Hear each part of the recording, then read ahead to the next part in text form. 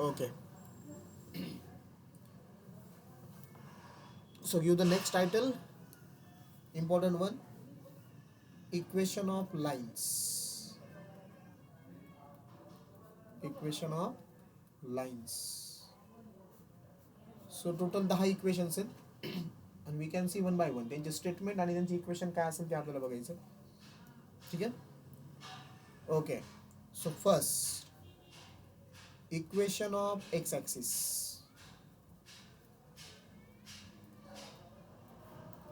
So equation of x axis असतं y is equal to 0. Okay, लक्षात ठेवायचं तुम्हाला हे. Second, equation of y axis. y ॲक्सिसचं इक्वेशन असतं x इज इक्वल टू 0. ठीक आहे. हे का आता इथं पुढं समजेल तुम्हाला 3 आणि 4 मध्ये. Third, equation of line parallel to x axis. Parallel to x axis. आता इथे मी डायग्राम ड्रॉ करतो. आता मी तुम्हाला समजा क्वेश्चन जर विचारला, मला सांगा रे slope of line parallel to x axis. Slope काय असतो रे? एखादी लाईन जी एक्स ॲक्सिसला पॅरलल आहे. अरे बोला. Slope of a line of x axis किंवा एक्स ॲक्सिसला पॅरलल आहे, काय असतो स्लोप?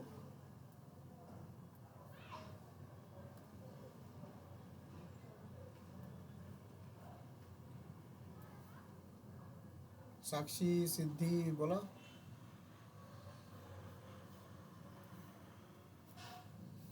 अवघड आहे तुमचं. y is equal to k.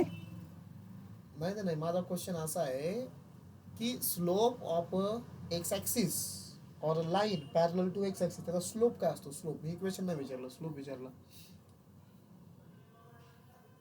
X ॲक्सिसचा स्लोप किंवा line parallel to x axis त्याचा स्लोप काय असतो? आताच स्टडी केला आपण. 0. 0. हां, तेच तर विचारलं की मी. 0 असतो, 0. ठीक आहे. आणि इक्वेशन काय असतं एक्स ॲक्सिसचं? तर y इज इक्वल टू 0. ठीक आहे ना. डिफरन्स लक्षात ठेवा. तिथं स्लोप होता, आपण इक्वेशन काढतोय. आता इथे एक लाईन आहे. ठीक आहे.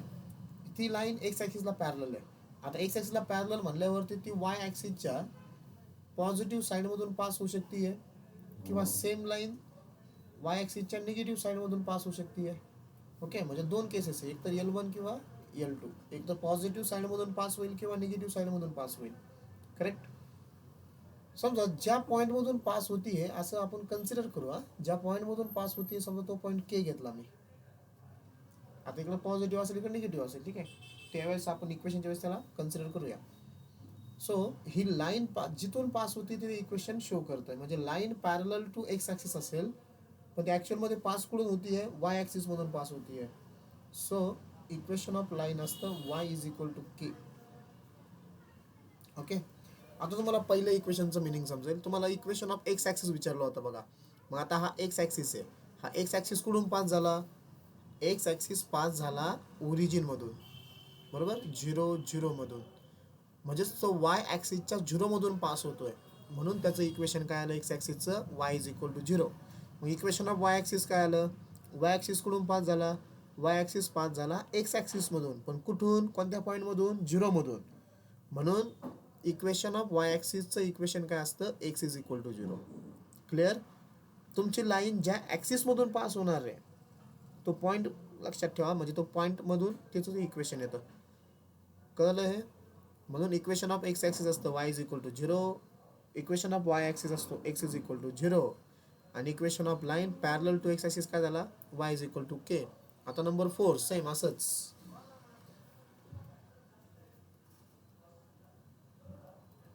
Equation of line parallel to नाव वाय ॲक्सिस. आता वाय ॲक्सिसला पॅरलल लाईन. समजा इथे मी डायग्राम ड्रॉ केली. हा समजा तुमचा वाय ॲक्सिस आहे, हा सपोज तुमचा एक्स ॲक्सिस आहे. ठीक आहे. एक्स वाय तुमच्या ज्या लाईन आहे बघा, एकतर ती वाय ॲक्सिसला पॅरलल ह्या क्वाड्रंटमध्ये असेल, म्हणजे निगेटिव्ह साईडला असेल एक्सच्या, किंवा पॉझिटिव्ह साईडला असेल, बरोबर. सो सेम, समजा ती के मधून पास होतीये, पण ऍक्च्युअल मध्ये ती कोणत्या ऍक्सिसला कट करते रे? ह्या lines parallel to y axis त्या कट एक्स करतायत, ऍक्सिस. एक्स ऍक्सिसला कट करतायत, बरोबर. मग यांचं इक्वेशन काय तयार होईल? मग x is equal to k, x is equal to k. ठीक आहे. मग आता समजलं का इक्वेशन ऑफ वाय ऍक्सिस काय असणार आहे? तुमचा जो वाय ऍक्सिस आहे ना, तो कुठून पास होतोय? तो पास होतोय 0 0 ओरिजिन मधून, म्हणजेच एक्स ऍक्सिसच्या 0 मधून पास झाला, म्हणून इक्वेशन ऑफ वाय ऍक्सिस असतो एक्स इज इक्वल टू 0. ठीक आहे. सो हे 4 खूप इम्पॉर्टंट आहेत, इथं खूप गडबड करतात मुलं, सो हे व्यवस्थित लक्षात ठेवा. Okay. Equation of x axis y is equal to 0, equation of y axis x is equal to 0, equation of line parallel to x ऍक्सिसला जर पॅरलल असेल त्याचं equation y is equal to असतं, आणि जर एखादी लाईन तुमची वाय ऍक्सिसला पॅरलल आहे तर त्याचं equation X is equal to असतं. एक्स इज इक्वल टू जिथून पास होईल तो पॉईंट लिहायचा आहे तुम्हाला. ठीक आहे. ओके. आता नेक्स्ट नंबर 5. नंबर 5 ला म्हणतात slope point form. Slope point form. ठीक आहे. याचं स्टेटमेंट काय आहे? सो याचं स्टेटमेंट आहे equation of line, equation of line passing through point. समजा एखादा पॉइंट आहे ए, x1 y1 त्याचे coordinates, and having slope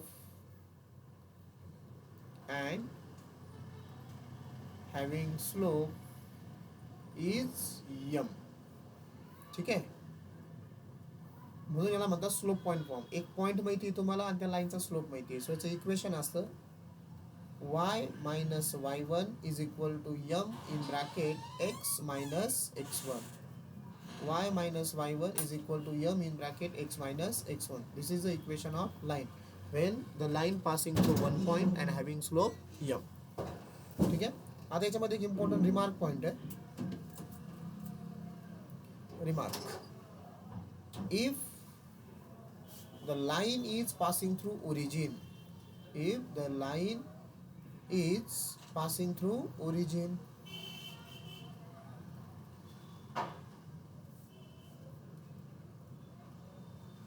line is passing through origin. आता लाईन समजा ओरिजिन मधूनच पास होतीये, ओरिजिन मधून पास होते म्हणजे त्याचे कोऑर्डिनेट्स काय झाले? किंवा x1 y1 जो आपण पॉइंट कन्सिडर केला होता तो x1 y1 काय होईल? ओरिजिनचे कोऑर्डिनेट्स काय असतात? 0 0. ओके. आता मला सांगा, वरच्या इक्वेशन मध्ये जर मी y1 ची व्हॅल्यू 0 आणि x1 ची व्हॅल्यू जर 0 घेतली तर इक्वेशन ऑफ लाईन काय राहील रे? Y is equal to mx. y is equal to mx. So लक्षात ठेवा, if the line is passing through origin त्याचं इक्वेशन असतं y is equal to mx. याच्यामध्ये कॉन्स्टंट टर्म येत नाही. Okay. When the line passing through origin त्यावेळेस त्याचा constant term येणार नाही. So y is equal to mx is the equation. So याला म्हणतो आपण slope point form. Number 6, slope intercept form. Slope intercept form. ठीक आहे. याचं स्टेटमेंट आहे equation of line, equation of line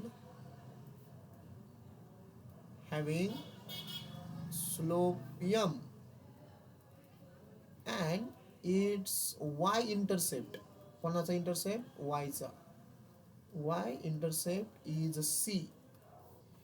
म्हणजेच काय? समजा मी इथं डायग्राम जर ड्रॉ केली, ठीक आहे, हा तुमचा समजा एक्स ऍक्सिस आहे, हा वाय ऍक्सिस आहे, अशी एक लाईन, ओके, जी वाय ऍक्सिस मधून पास होतीये किंवा वाय ऍक्सिसच्या ज्या पॉइंट मधून पास होतीये तो पॉइंट तुम्हाला माहिती आहे. त्या पॉइंटला काय कशा डिनोट केला आपण? सी ने डिनोट केला. ही लाईन आहे तुमची रिक्वायर. हिचं मला इक्वेशन फाइंड आउट करायचं आहे. वाय ऍक्सिसचा इंटरसेप्ट काय असतो? सी आहे आणि त्याचा स्लोप किती आहे? यम आहे. ओके. तर त्या केसमध्ये इक्वेशन ऑफ लाईन असतं, लक्षात ठेवा याला, y is equal to mx plus c. C कोण आहे, वाय इंटरसेप्ट आहे. वाय इंटरसेप्ट जर असेल तर Y is equal to M X plus C, याला म्हणतात स्लोप इंटरसेप्ट फॉर्म. तुम्हाला स्लोप माहिती आहे आणि वायचा इंटरसेप्ट माहिती आहे. ठीक आहे. नंबर 7.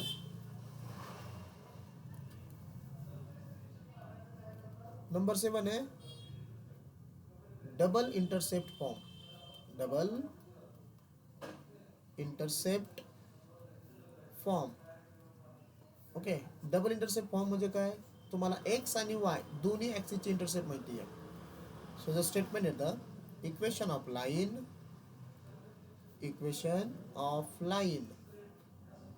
having x intercept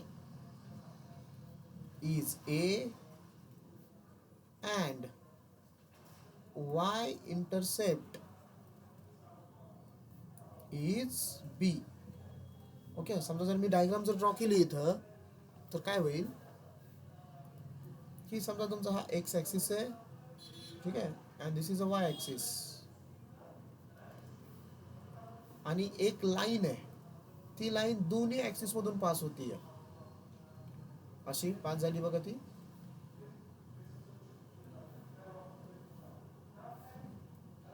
ठीक आहे, एक्स ॲक्सिस आणि वाय ॲक्सिस दोन्ही मधून ती पास होणार आहे. तर तिचा एक्स इंटरसेप्ट जो आहे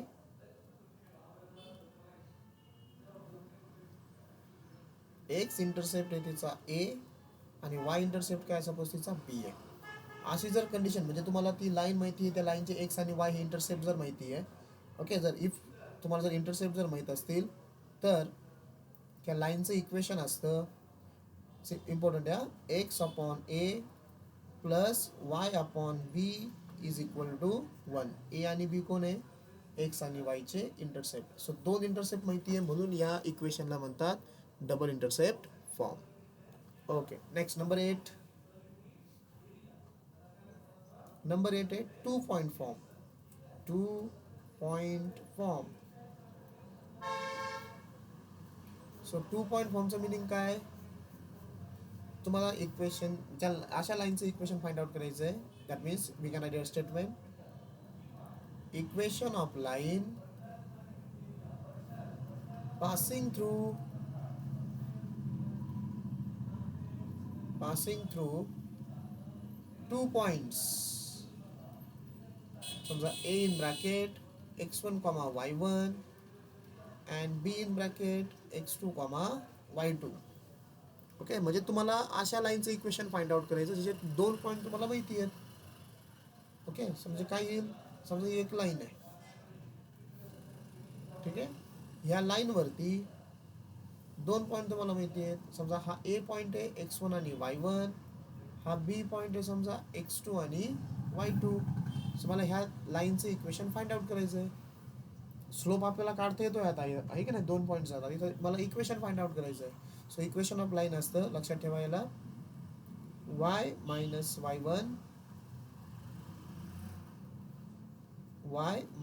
y1 upon y2 minus y1 is equal to x minus x1 upon x2 minus x1. This is the equation of line. So कसं फाइंड आउट केलं आपण, 2 पॉईंट होते माहिती, त्यामुळं y minus y1 upon y2 minus y1, x minus x1 upon x2 minus x1. Therefore you can call it's a 2 point form. 2 point माहिती आहे.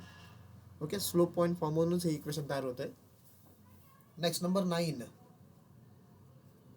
Number 9 आहे normal form. Normal form. Okay, अगोदर मी diagram draw करतो म्हणजे तुमच्या लक्षात येईल की नॉर्मल फॉर्मचं इक्वेशन काय असतं. सपोज हे तुमचा एक्स आणि वाय ॲक्सिस दोन आहेत. हा तुमचा एक्स ॲक्सिस आहे, हा तुमचा वाय ॲक्सिस आहे. ओके, आता कन्सिडर करा ही एक लाईन आहे तुमच्याकडं. आता ही डायग्राम तुम्हाला एक्झॅक्ट सिमिलर वाटेल बघा डबल इंटरसेप्ट फॉर्म सारखी, बरोबर आहे. बट आता ह्या लाईनचं तुम्हाला एक्स आणि वाय इंटरसेप्ट माहीतच नाही असं कन्सिडर करू आपण. बट तुम्हाला कोणत्या गोष्टी माहिती आहेत. सो व्यवस्थित बघा, तुम्हाला ह्या लाईनमध्ये ओरिजिनपासून हा जो पॉईंट आहे तुमचा, हा तुमचा ओरिजिन आहे, बरोबर आहे. दिस इज अ ओरिजिन, याचे कॉर्डिनेट 0 0 आहे. सो ओरिजिन पासून ह्या लाईनचं तुम्हाला परपेंडिक्युलर डिस्टन्स माहिती आहे. This is suppose perpendicular distance. Okay, याला डिनोट करतो आपण पी ने. ह्या बाजूला लिहितो परपेंडिक्युलर डिस्टन्स जे आहे हे, याला आपण कशा डिनोट करतो समजा पी ने. हे परपेंडिक्युलर डिस्टन्स तुम्हाला माहिती आहे. आणि हे जे परपेंडिक्युलर डिस्टन्स आहे याचा एक्स ॲक्सिस पासूनचा तुम्हाला अँगल माहिती आहे आणि तो अँगल आहे समजा अल्फा. ठीक आहे ना. काय काय माहिती आहे तुम्हाला? परपेंडिक्युलर डिस्टन्स आणि अँगल अल्फा एवढं तुम्हाला माहिती आहे. म्हणून याला आपण नॉर्मल फॉर्म म्हणतो, कारण परपेंडिक्युलर डिस्टन्स आपण फाइंड आउट करतो ओरिजिन पासून. ओके, जर अशी केस जर असेल म्हणजे तुम्हाला काय माहिती आहे पी. ओके, पी कोण आहे इथं? Distance of line from the origin. Distance of line from origin. ठीक आहे ना. And alpha is the angle of perpendicular distance. Angle of perpendicular distance. Okay, हा तो अल्फा आहे तुमचा. हे परपेंडिक्युलर जे डिस्टन्स होतं त्याचा तो अँगल आहे. अँगल आपण मेजर करून केलेला आहे एक्स ॲक्सिस पासून. अशी जर केस असेल तर लाईन ऑफ इक्वेशन येतं बघा. लक्षात ठेवा, equation of line is x cos alpha plus y sine alpha is equal to p. This is the equation of line, normal form.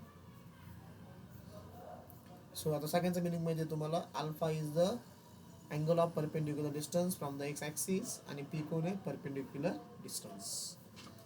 ठीक आहे. So this is normal form. आणि last one, last general equation. आता वरचे जेवढे काही equation जे बघितले ना आपण, ओके, तिथं तुम्हाला पर्टिक्युलर केसेस माहिती आहेत की स्लोप माहिती आहे, 2 पॉईंट माहिती आहे, डबल इंटरसेप्ट माहिती आहे का नाही. मग त्यावेळेस आपण ते इक्वेशन वापरणार आहेत. पण सगळी जी इक्वेशन आहे ते कन्वर्ट होत असतात ह्या फॉर्ममध्ये. याला काय म्हणतो आपण? General equation.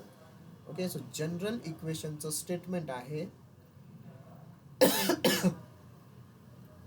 जनरल इक्वेशनचं स्टेटमेंट आहे म्हणजे लाईनचं जनरल इक्वेशन आहे a x plus B Y plus C is equal to 0. वरती जेवढे 9 इक्वेशन बघितले ना, हे 9चे 9 इक्वेशन तुम्ही ह्या फॉर्ममध्ये लिहू शकता finally. Okay, this is X plus B Y plus C is equal to 0. This is a general equation. सोपं आहे. काय आहे? जसं तुमचं क्वाड्रेटिक इक्वेशन काय असतं जनरल? A x square plus b x plus C is equal to 0. तसं जनरल इक्वेशन काय? A x plus B Y plus C is equal to 0. म्हणजे एक्सचा एक कोइफिशियंट आहे ए, वायचा एक कोइफिशियंट आहे बी आणि सी कोण इथं कॉन्स्टंट आहे. जर मला जनरल इक्वेशन जर माहीत असेल तर मी 3 व्हॅल्यू काढू शकतो बघा. इम्पॉर्टंट आहे. कोणकोणत्या 3 व्हॅल्यूज मी काढू शकतो? Okay, so first value me find out करू शकतो slope.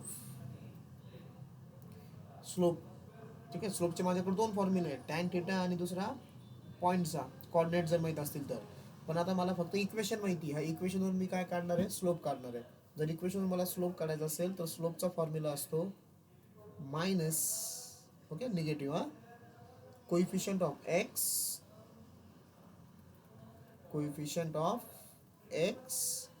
Divided by coefficient of Y.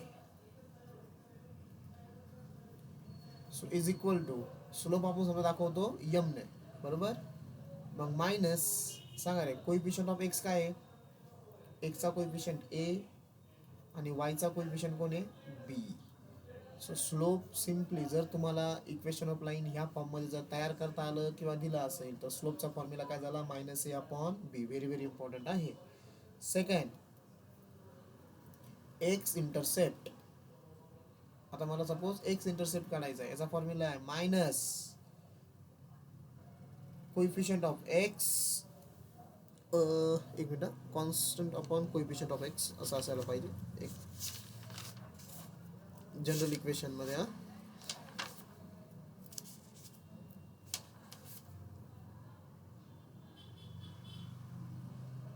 Yes, x intercept is minus constant upon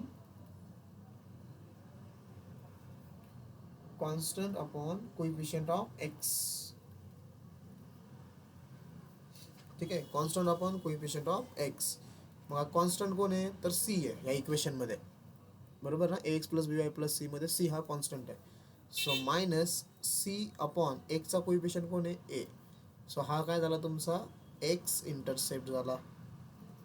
okay, this is again one important formula. आणि last one number 3 y intercept. Y इंटरसेप्टचा formula आहे minus constant upon coefficient of y. Coefficient of y. मग constant कोण आहे. So we get the formula Y intercept is equal to minus C upon B. Okay, so this is a Y intercept. So जर मला general equation जर non असेल तर general equation मला directly काय काय भेटतंय. स्लोप तुझा formula minus a upon b, x intercept minus C upon a आणि y intercept minus C upon बी. ओके, सो लक्षात ठेवा. सो उद्या ज्यावेळेस तुम्ही लेक्चरला येताल ओके त्यावेळेस तुम्हाला हे सगळे इक्वेशन माहीत पाहिजेत. ओके, वाचून घ्या, पाठ करा. जनरल इक्वेशन, त्यानंतर जनरल इक्वेशनमधून आपल्याला 3 व्हॅल्यू फाइंड आउट करतात ते. ओके, कारण उद्यापासून आता आपले इक्वेशन ऑफ लाईनवरती क्वेश्चन्स चालू होऊन जातील. ठीक आहे, हे पण खूप सोपं आहे. सो ते आपण मग डिस्कस करूया. ठीक आहे, 1 मिनिट थांबा, मला अटेंडन्स चेक करू द्या कोण कोण प्रेझेंट आहे. Okay, 6 students present. साक्षी गिरवले प्रेझेंट आहे, प्रेम गाडेकर, साक्षी साबळे, सिद्धी, श्रावणी आणि आदिती. म्हणजे आज तनिष्का पवार नाही आहे. ओके, समजलं का लेक्चर सगळ्यांना.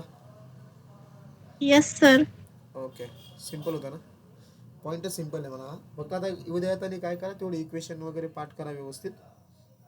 ओके, कंडिशन्स काय असल्यावर काय इक्वेशन वापरतो, कारण आपल्याला उद्या इक्वेशन स्टार्ट करायचे त्याचे प्रॉब्लेम्स.